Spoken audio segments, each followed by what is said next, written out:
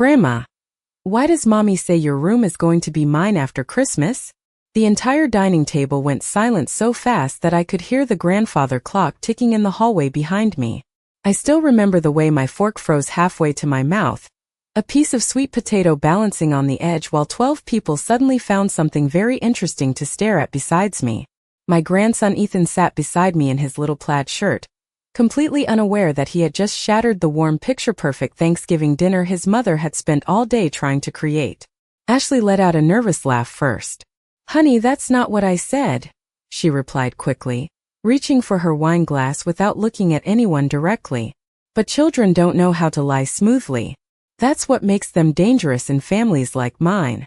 Ethan frowned and looked up at her with those wide blue eyes that looked exactly like my late husband's. "Yes, you did," he said innocently. "You said Grandma wouldn't need the big room much longer because old people like smaller spaces." My son Daniel cleared his throat so loudly it sounded painful. "Buddy," he muttered, "why don't you go wash your hands for dessert?" Ethan slid off the chair and ran toward the kitchen, leaving behind a silence so heavy it pressed against my chest. Ashley smiled again, but this time the sweetness looked forced, stretched too thin around the edges. "Kids repeat things out of context," she said lightly. "You know how they are." I looked around my dining room slowly. The same room where I had hosted Thanksgiving for 32 years. The same room where Daniel used to sit with paper pilgrim hats taped together in elementary school. The same room my husband Frank had painted himself one summer while humming Sinatra songs off-key. Everything looked exactly the same, and yet suddenly nothing felt familiar anymore. My eyes drifted toward the hallway leading to my bedroom. My bedroom. I don't know why those words suddenly sounded fragile inside my own head. Ashley stood up too quickly and began collecting plates before anyone had finished eating. "Who wants pie?" she asked brightly. "I made 2 pumpkin and 1 apple." Nobody answered right away. Uncle Robert adjusted his glasses awkwardly. Carol Jensen, my neighbor and best friend of 20 years, gave me a look from across the table that said she had noticed the tension too. Daniel finally forced a smile.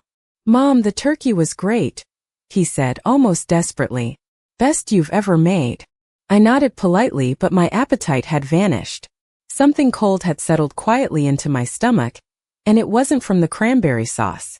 Because when you're 67 years old, you learn to recognize certain moments. Moments when the truth slips out accidentally before people have time to cover it back up. The strange thing was, tiny pieces suddenly started rearranging themselves in my memory, like puzzle pieces finally finding their place. Ashley insisting last month that I should declutter my bedroom because large spaces are hard for seniors. Daniel asking whether I had updated my will after Frank passed. The missing boxes from my attic that Ashley claimed she had moved into storage. Little things. Tiny harmless things. Until they weren't harmless anymore. Ashley returned carrying dessert plates with a smile polished so perfectly it almost impressed me. "Margaret," she said sweetly, setting down my slice of pie, "you barely touched your dinner. Are you feeling okay?" There it was again. That tone. Soft. Concerned. Careful. The kind of voice people use when they're already discussing your future without you in the room. I looked up at my daughter-in-law, at her expensive cream sweater and carefully curled blonde hair. And for the first time since my son married her 8 years earlier, I saw something I had missed before. Ashley wasn't nervous because Ethan had lied. She was nervous because he had told the truth too early. The moment dinner finally ended, Ashley moved through my kitchen like a woman trying to erase fingerprints from a crime scene. She scraped plates into the trash too fast, laughed too loudly at Uncle Robert's harmless jokes, and kept touching Daniel's arm every few seconds as if silently reminding him to stay calm. I stood at the sink rinsing serving spoons while watching their reflections in the dark kitchen window. People reveal themselves in reflections. Frank used to say that. You can tell who is uncomfortable by the people who avoid their own eyes. He always told me. Daniel had not looked directly at himself once all evening.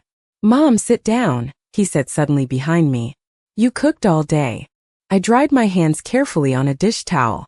"I have been cooking Thanksgiving dinner since before you learned how to hold a fork," I replied calmly. "I think I can survive washing a few dishes." He gave a weak smile, but it faded quickly. Ashley stepped beside him carrying empty wine glasses. Ethan gets confused sometimes, she said casually without looking at me. Last week he thought the mailman lived on our street because he saw him twice. There was something almost impressive about how smoothly she lied. No hesitation. No embarrassment. Just soft polished dishonesty wrapped in a pleasant smile. I nodded slowly as though I believed her. Children usually repeat things they hear often, I answered. For half a second Ashley froze. Tiny. Barely noticeable. But enough. Then she smiled again. Well, luckily children also have wild imaginations. Carol suddenly appeared beside me holding a pie plate. Margaret, where do you want this? She asked, but her eyes briefly flicked toward Ashley. Carol had always been sharp. She could smell tension faster than smoke. Counter is fine, I said softly. The rest of the evening dragged on under a strange layer of politeness. Everyone acted normal with the desperation of people trying too hard. Football played in the living room. Ethan chased the dog through the hallway. Uncle Robert fell asleep in Frank's old recliner with his glasses sliding down his nose. But underneath all of it, I could feel something shifting quietly beneath my feet. Around 9 o'clock, guests started leaving with leftover containers wrapped in foil. Ashley stood at the front door hugging everyone tightly, performing warmth like a woman auditioning for a role. Daniel carried coolers to the garage while Ethan showed Carol his new dinosaur puzzle on the floor. I stayed mostly quiet, watching, listening, remembering. After the house finally emptied, I climbed the stairs slowly toward my bedroom. Halfway up I stopped. My bedroom door was slightly open. I always kept it closed. Frank had been particular about that ever since the air conditioning unit was replaced years ago. I pushed the door open gently and stood still. At first glance everything looked normal. My cream quilt folded neatly. The lamp glowing beside the bed. Frank's framed navy photograph still sitting on the dresser. But then I noticed the closet door. Open about 6 inches. I walked toward it slowly and felt my stomach tighten. 3 of my winter coats were gone. The empty hangers swayed slightly as if they had only recently been touched. I frowned and checked the upper shelf. 2 storage boxes missing too. My heartbeat slowed in that strange cold way it does when instinct arrives before logic. I walked downstairs carrying one of the empty hangers. Ashley was wiping the dining table while Daniel stared at his phone nearby. Ashley, I said evenly, have you seen my blue wool coat? Her head lifted too quickly. Your coat. And 2 storage boxes from my closet. She blinked once before smiling lightly again. Oh. I moved some things into the garage temporarily while organizing. Without asking me, Daniel finally looked up. Mom, she was only trying to help. I stared at my son for a long moment. The little boy who used to cry whenever I left him at kindergarten now sounded irritated because I asked why my belongings had disappeared from my own room. Help with what exactly? I asked quietly.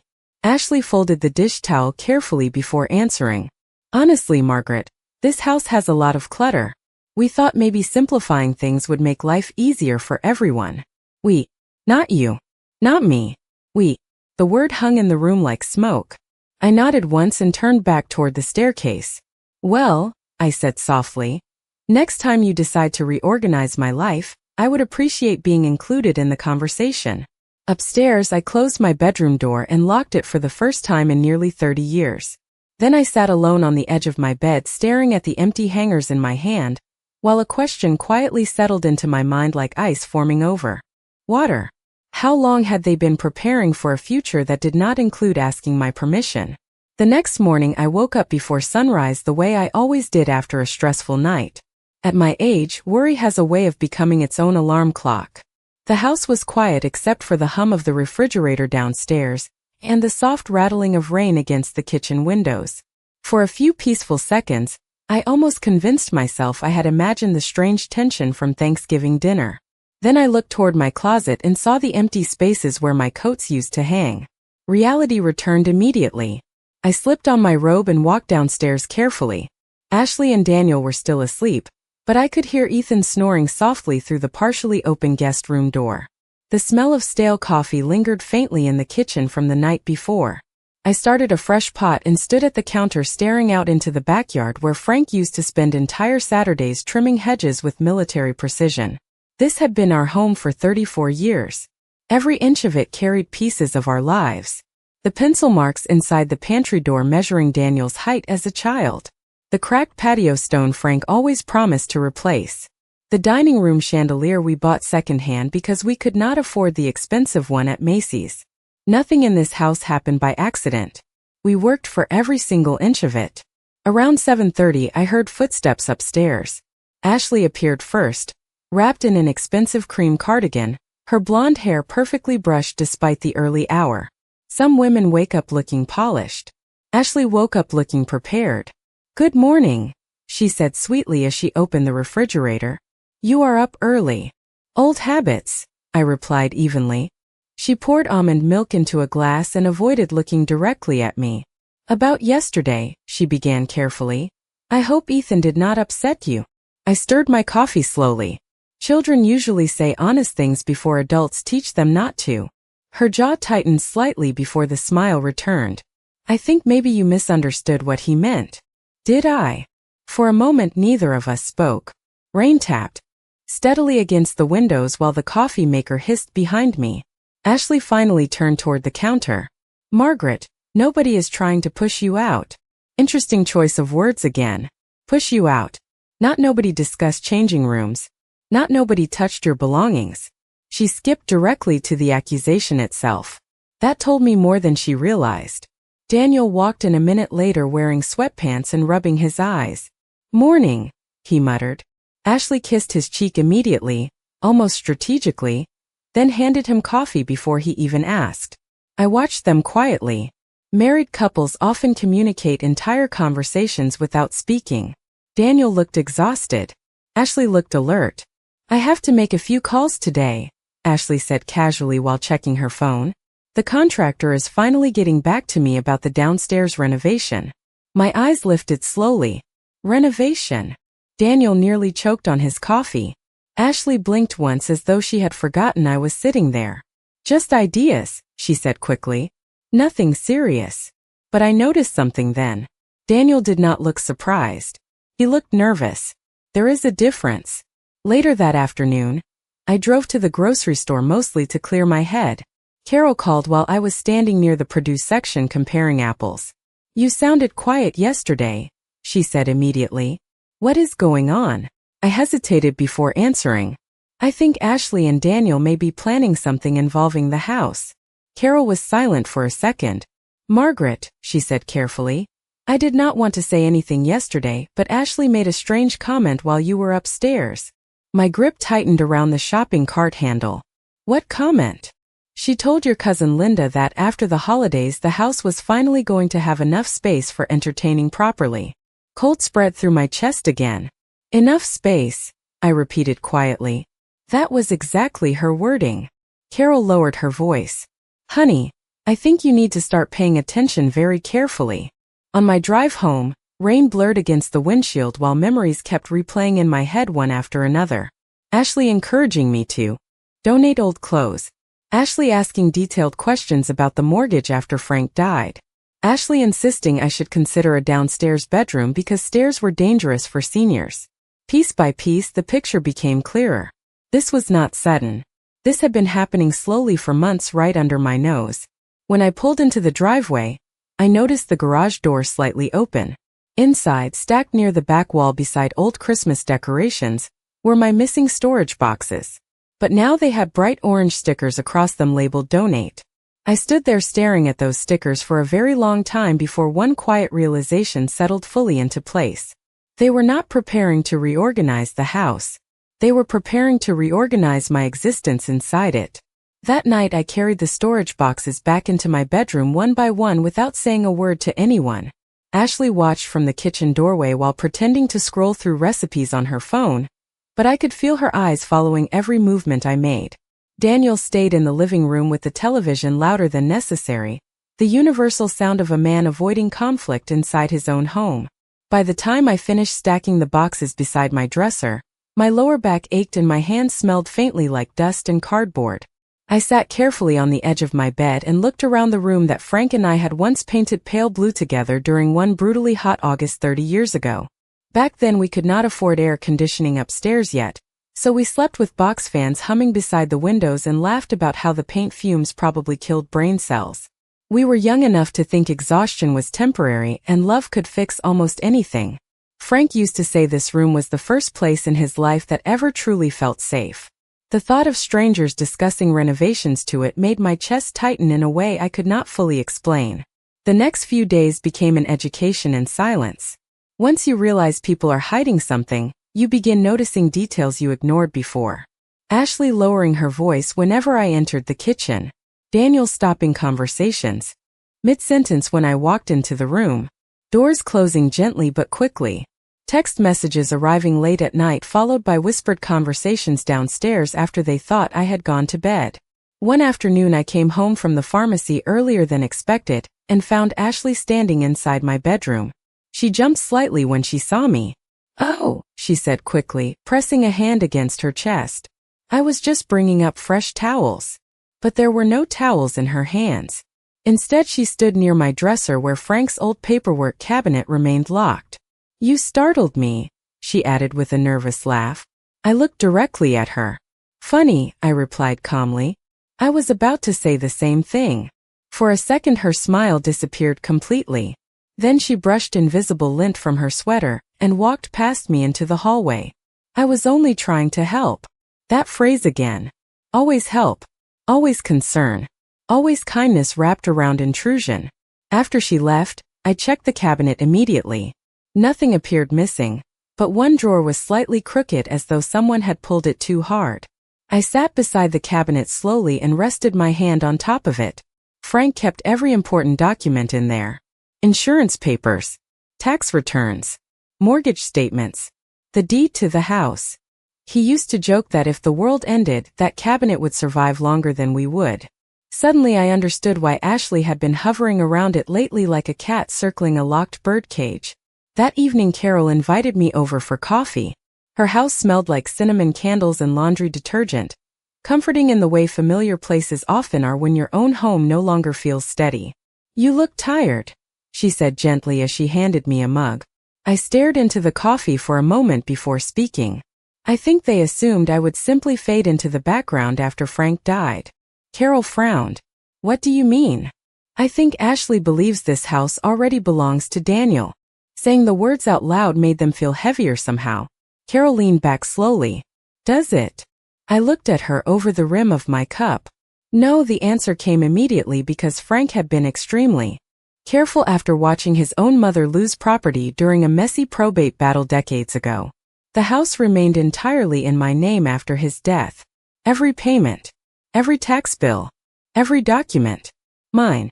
Carol's eyebrows lifted slightly. "Does Ashley know that?" I thought about the confidence in Ashley's voice whenever she discussed renovations. The entitlement. The certainty. Then I remembered the orange donate stickers on my belongings. "I do not think she does," I said quietly. Carol let out a slow breath. "Margaret, you need to start protecting yourself." I nodded, but my mind had already moved somewhere colder and clearer. Because for the first time since Thanksgiving dinner, fear was beginning to fade. In its place came something far more dangerous. Awareness. The kind that settles into a woman after she finally realizes she is not witnessing a misunderstanding. She is witnessing a plan. And plans leave evidence. 2 mornings later, after Daniel left for work and Ashley drove Ethan to school, I unlocked Frank's paperwork cabinet for the first time in nearly a year.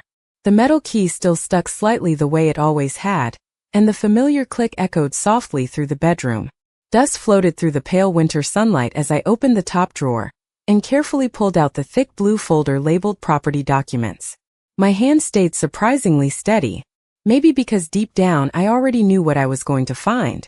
I carried the folder downstairs and spread everything across the dining room table where generations of birthday cakes, report cards, and holiday dinners had once sat. Deed records, mortgage payoff confirmation, insurance forms. Every single document listed one owner only. Margaret Whitmore. Not Daniel. Not Ashley. Me. I leaned back slowly in my chair and closed my eyes for a moment.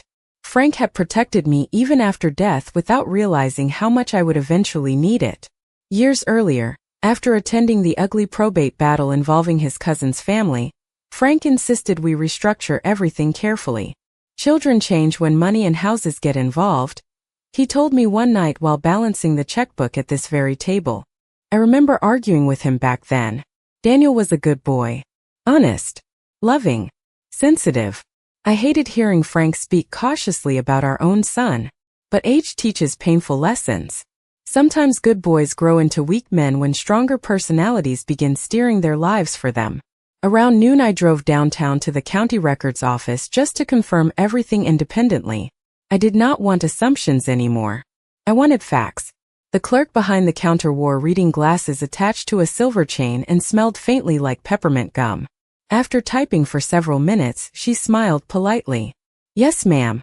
The property is solely under your ownership. There are no additional names attached? I asked carefully. No, ma'am. Relief washed through me first. Then anger followed immediately behind it. Because Ashley had been behaving like a future homeowner while secretly waiting for me to disappear politely into some smaller room or retirement apartment she could decorate around. On my way home, I stopped at a small coffee shop near the courthouse and called Carol. You were right, I told her quietly after she answered. About what? They thought they already had leverage. Carol was silent for a moment. Margaret, she said carefully, what are you going to do? I stared through the coffee shop window at people rushing past in heavy winter coats carrying shopping bags and cups of hot chocolate.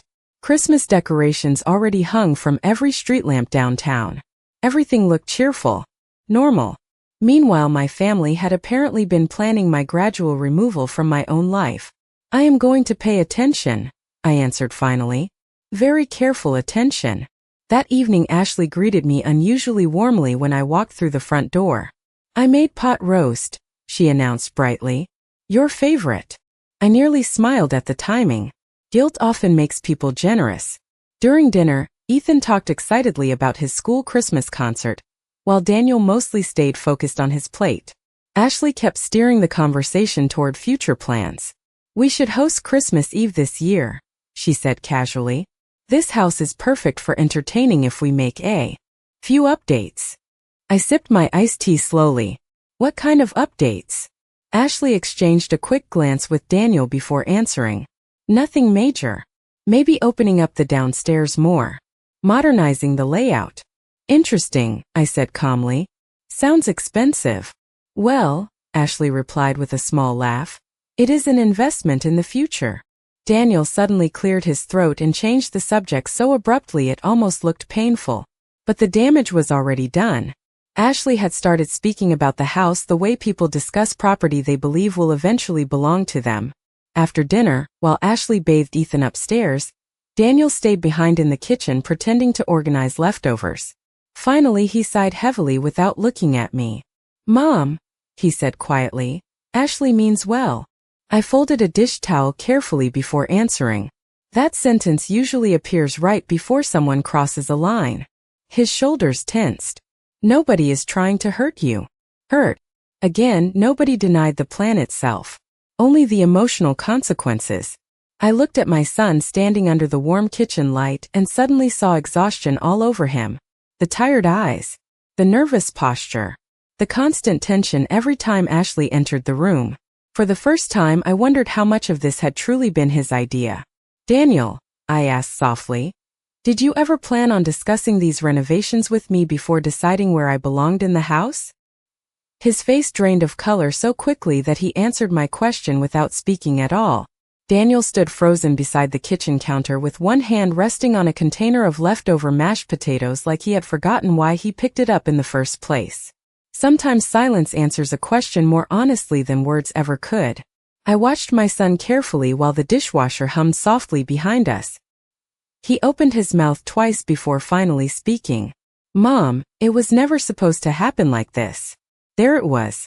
Not denial. Not confusion. Admission. Quiet and ashamed. I folded the dish towel once more and placed it neatly beside the sink. Then how exactly was it supposed to happen? His eyes dropped immediately. Ashley just thought. He stopped halfway through the sentence, already realizing how weak it sounded. Ashley thought what? I asked calmly. That after Dad passed, maybe eventually we would all adjust things around the house. Adjust things. Such careful language people use when they want something that belongs to someone else. And where exactly was I supposed to fit into these adjustments? Daniel rubbed his forehead heavily. Nobody wanted to upset you. I almost laughed at that. Daniel, your wife put donation stickers on my belongings. He flinched visibly. She should not have done that. But she did. He finally looked at me then, and for a brief moment I saw the same overwhelmed little boy who used to panic whenever life became complicated. Daniel had never handled conflict well. That was the problem. Men like my husband confronted storms directly. Men like my son hoped storms would pass if they stayed quiet long enough. Upstairs, I could hear Ethan laughing during bath time while Ashley moved around their bedroom humming Christmas music as though nothing underneath this roof was cracking apart. The normalcy of it made everything feel stranger somehow. Did you know she was moving my things? I asked quietly. Daniel hesitated too long. Some of them. I nodded slowly. And the renovations? They were only ideas. Ideas involving my bedroom? His jaw tightened. Mom, please. No, I replied softly. Please stop speaking to me like I am confused. The room fell silent again. Finally, Daniel sat down heavily at the kitchen table and stared at his hands. After Dad died, he said quietly, Ashley thought maybe it made sense for us to help manage things around here. I studied him carefully. Manage things, I repeated. Is that what she calls it? He exhaled slowly. She worries about you being alone. There it was again. Concern disguised as control. I had seen that tactic before in other families. Adult children slowly reframing independence as vulnerability until the parent begins questioning their own authority inside their own life. But Ashley underestimated one important thing. I may have been grieving after Frank died, but grief does not erase intelligence. If anything, it sharpens it. Later that night, after everyone went upstairs, I remained alone in the kitchen with a cup of chamomile tea while snow began falling softly outside the windows. Christmas lights from neighboring houses reflected faintly across the wet street, turning everything silver and gold. This neighborhood had watched Daniel grow up, watched Frank mow lawns on Saturdays, watched me carry groceries through pregnancies, illnesses, birthdays, funerals, and ordinary Tuesdays for more than 3 decades. And now inside the very house we built together, I was being quietly repositioned like outdated furniture. My eyes drifted toward the hallway leading to the garage where my storage boxes still sat waiting with bright orange donate stickers across them. Suddenly something occurred to me. Ashley had been far too confident. Confident people usually believe they already have protection. I stood up slowly and walked toward the small family office beside the den where Daniel often left paperwork scattered across the desk. I was not searching for anything specific at first. Just instincts guiding me forward. Bills. School forms. Insurance papers. Receipts. Then I noticed a large white envelope partially hidden beneath a stack of catalogs. Across the front, printed neatly in blue letters, were the words Whitmore Home Renovation Consultation. My pulse slowed immediately. I opened the envelope carefully and pulled out several folded pages. Floor plans. Cost estimates. Notes written in Ashley's handwriting. Convert master bedroom into upstairs family suite. Expand child recreation area. Remove antique furniture. And then one line near the bottom that made my entire body go still. Temporary downstairs accommodation for Margaret during transition phase. Not Mom. Not Mrs. Whitmore. Margaret. Like I was a guest being relocated during hotel construction inside my own home. I stood alone in the dim light of the family office holding those renovation papers while the entire house slept peacefully above me. Funny how betrayal rarely arrives loudly. It creeps through quiet hallways wearing polite smiles and carrying plans with your name written at the bottom like an afterthought. Temporary downstairs accommodation for Margaret during transition phase. I read the sentence 3 more times just to make sure I had not misunderstood it. Transition phase. As if my life inside this house was simply an inconvenience requiring careful scheduling. Slowly, I placed every paper back exactly where I found it. Then I returned upstairs carrying something far more valuable than anger. Clarity. The next morning Ashley was unusually cheerful. She baked cinnamon rolls from scratch, played Christmas music through the kitchen speakers, and kissed Ethan dramatically on the forehead while packing his school lunch. It was almost impressive watching her perform the role of devoted wife and mother, while secretly redesigning my future behind my back. "Margaret," she said brightly while setting a plate in front of me, "you should really think about joining us for the Christmas Eve party planning tonight." I buttered my toast calmly. "Party planning? Just family discussing ideas," she replied. "Decorations, guest lists, maybe some house updates before everyone comes over." House updates. Again, every conversation kept circling the same hidden target. I looked at Daniel. He avoided my eyes immediately. "Sounds exciting," I said softly. Ashley smiled with visible relief, probably assuming I remained unaware of everything. That was her first real mistake. Underestimating older women is dangerous because people mistake calmness for blindness. But women my age have survived marriages, funerals, layoffs, illnesses, childbirth, and decades of smiling politely through situations that would break younger people. We notice more than anyone realizes. Around noon, after they both left the house, I called an attorney named Richard Bennett whose office had handled Frank's estate paperwork years earlier. Richard had gray hair, careful eyes, and the kind of calm voice that made people tell the truth without realizing it. "Margaret Whitmore," he said warmly when he recognized my name. "How are you holding up?" "Better than expected," I answered honestly. "But I think I need advice." 2 hours later I sat across from him inside a quiet office that smelled faintly like leather folders and coffee. I explained everything carefully. The missing belongings, the renovation plans, the assumptions about ownership. Richard listened without interrupting once. When I finished, he removed his glasses slowly. "Legally," he said, "the house belongs entirely to you. Nobody can force renovations, relocation, or property decisions without your consent." I nodded quietly. Hearing the words aloud felt strangely comforting. "What if I wanted to protect my grandson eventually?" I asked, "without giving control to his parents?" Richard's eyebrows lifted slightly. "There are ways to structure that." For the first time in weeks, I felt something besides grief and disappointment. I felt steady, like the floor beneath me had stopped shifting. Before leaving, Richard handed me copies of every property document and suggested I consider creating a trust. "You do not need to make emotional decisions immediately," he said kindly, "but you absolutely should make informed ones." Outside, cold December air hit my face sharply as I walked toward my car. Downtown Christmas decorations glittered across storefront windows while people hurried past carrying shopping bags and wrapped presents. Somewhere nearby, a church choir practiced carols faintly through open doors. Life continued normally for everyone else while mine quietly divided into before and after. That evening, Ashley transformed the dining room into what she called a holiday planning dinner. Candles glowed. Napkins matched. Even the good serving dishes came out. Daniel looked tense before anyone sat down. Uncle Robert arrived carrying wine. Carol brought peppermint bark.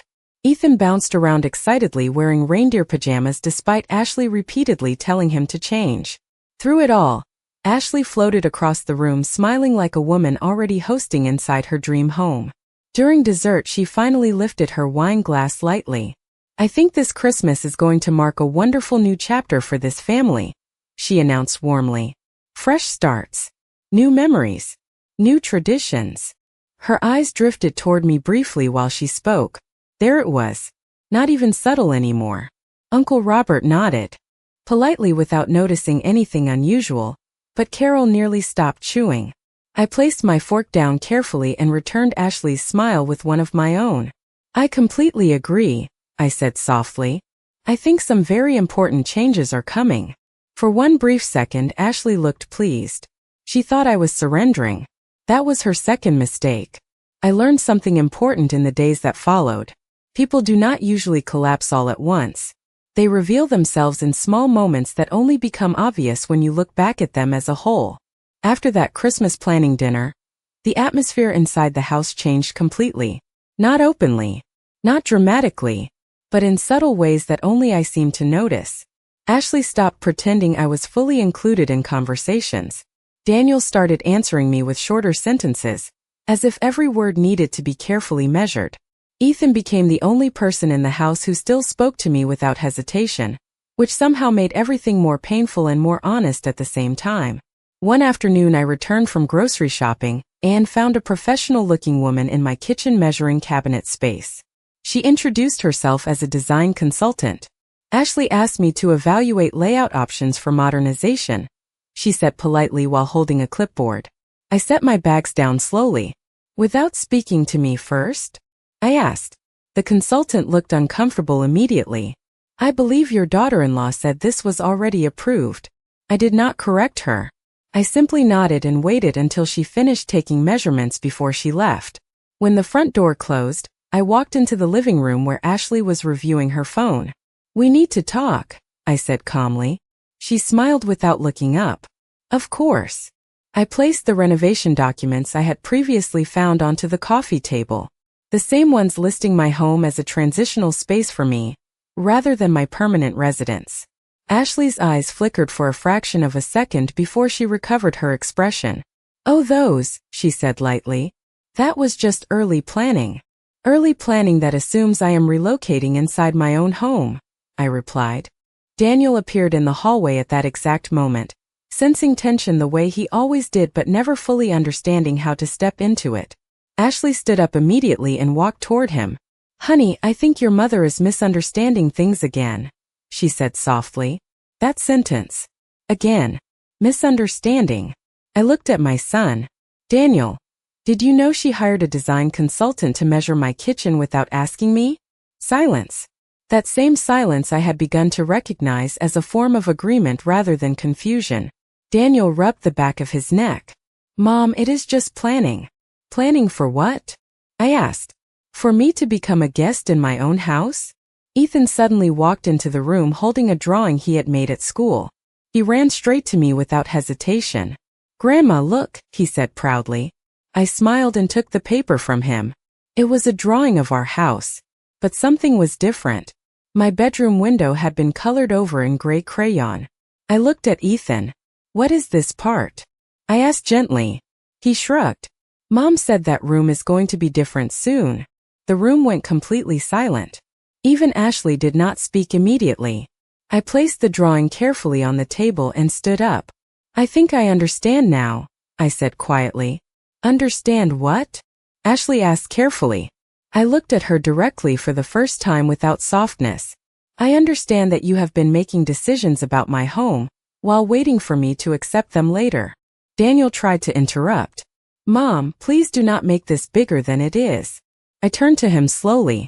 Bigger than what, Daniel? Bigger than changing my bedroom? Bigger than labeling my belongings as donations? Bigger than deciding where I will live inside my own house? His mouth opened but no words came out. That was the moment everything finally stopped pretending. Ashley crossed her arms. We are trying to think about the future of this family, she said firmly. This house needs adjustments if we are going to raise a child properly. There it was. The truth finally spoken clearly without decoration. I nodded slowly. Then I suppose you should have started by asking the owner of the house. For the first time since Thanksgiving, no one had a response ready. The silence this time was different. It was not confusion. It was realization beginning to settle in. And I could see it in Ashley's eyes. She had made a mistake. A very serious one. Because she had been planning a future where I quietly disappeared. But she had forgotten to check whether I had agreed to leave. The silence in the living room did not last long, but it changed everything that came after it. Ashley was the first to recover, of course. People like her rarely stay unsettled for long. She exhaled softly and forced a calm smile, as if she could smooth reality back into place with enough confidence. Margaret, she said gently, I think we are all emotional right now. Maybe we should revisit this conversation later. But I did not move. I stood exactly where I was, looking at the three of them as if I was seeing them properly for the first time. Daniel looked torn in a way I had seen before, the same expression he used as a child when he broke something valuable and hoped silence would fix it. Ethan sat quietly on the sofa now, holding his drawing loosely in his lap, sensing the shift without understanding it. I walked slowly toward the coffee table and picked up the renovation documents again. There will be no revisiting, I said calmly. Ashley's eyes narrowed slightly. What do you mean? I looked at her directly. I mean that decisions about my home will not be made in my absence again. Daniel stepped forward immediately. Mom, nobody is trying to take anything from you. I turned to him. Then explain why my bedroom has already been labeled as temporary accommodation in your planning documents. That sentence hit harder than any raised voice could have. Daniel froze. Ashley's expression tightened for the first time that evening. Ethan shifted uncomfortably on the sofa. I continued, my voice steady and controlled. Explain why a design consultant was measuring my kitchen without my knowledge. Explain why my personal belongings were marked for donation. Explain why I am the only person in this house who was not included in conversations about this house. No one answered. The silence this time was no longer accidental. It was defensive. Ashley finally spoke, her tone carefully measured. We were trying to make things easier for everyone in the long term. For everyone, I repeated quietly. Or for yourselves. Her eyes flashed briefly. That is not fair. I nodded once. You are right. It is not fair. None of this has been fair. Daniel ran a hand through his hair, visibly struggling. Mom, we thought you might want help as you get older. There it was. The phrase that had been building underneath every conversation. As you get older. Not concern. Not support. A quiet assumption of decline. I placed the documents down carefully. I did not ask for help deciding where I belong inside my own house, I said. And I did not give permission for my life to be reorganized as if I am no longer capable of managing it. Ashley crossed her arms again. We are thinking about Ethan's future, she said firmly. This house is too large to maintain as it is. We are trying to plan responsibly. I looked at my grandson then. He looked confused and small in a way that had nothing to do with age and everything to do with tension he could not understand. Ethan, I said softly, do you feel unsafe in this house? He shook his head quickly. No, Grandma. Do you feel like this is not your home? He hesitated. It is my home. I turned back to Ashley. Then whose problem are we solving? No answer came. The clock on the wall ticked loudly in the silence. For the first time, I noticed how much control silence can hold when no one is willing to break it honestly. I took a slow breath and continued. I have lived in this house for over 30 years. I raised my son here. I built every memory in these walls. And I will not be quietly moved into a corner of it because someone decided that my presence has become inconvenient. Daniel's voice softened. Mom, nobody thinks you are inconvenient. I met his eyes. Your wife labeled my future accommodation as temporary. Ashley opened her mouth, but I raised my hand slightly, stopping her without effort. That is not planning. That is replacement. The word hung in the air longer than anything else had that night. Replacement. Ashley's composure cracked just slightly. Not fully, but enough. And in that small crack I finally saw the truth clearly. This was never about renovations. It was never about space or efficiency or future planning. It was about control disguised as care. I looked around the room one final time. My son. My daughter-in-law. My grandson.